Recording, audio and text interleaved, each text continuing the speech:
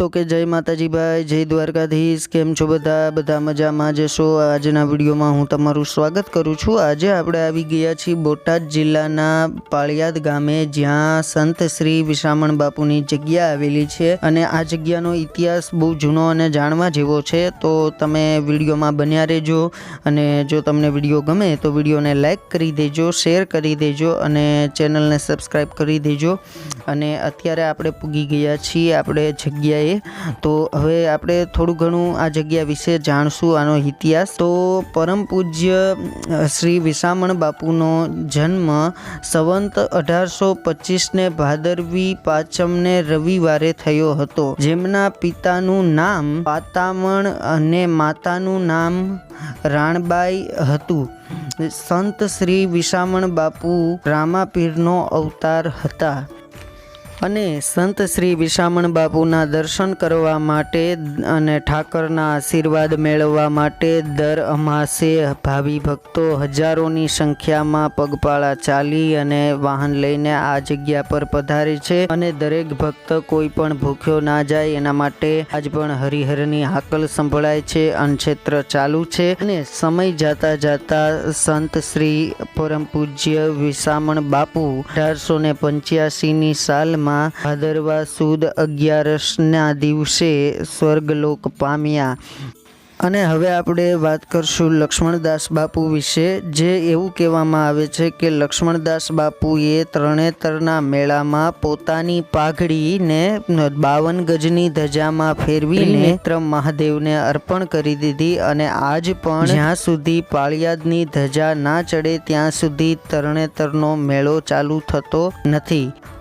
તો તમે હવે વિડીયોમાં જગ્યા સારી રીતે નિહાળી શકો છો અને આપણે આગળ હવે જશું ગૌશાળામાં। ત્યાં પણ આપણે ગૌશાળા પણ આવેલી છે, અહીંયા તમે જગ્યાને સારી રીતે નિહાળી શકો છો। અને આગળ આપણે અશ્વશાળા પણ આવેલી છે અને જૂની ગાડીઓની વિશે પણ આગળ તમે જોઈ શકશો વિડીયોમાં, જે જૂની ગાડીઓ પણ અહીંયા છે। અને આપણે હવે વિડીયોમાં તમે બન્યા રહો, વિડીયો તમે પૂરો જુઓ। તો ચાલો હવે જઈએ આપણે તમને જગ્યાના દર્શન કરાવરાવી।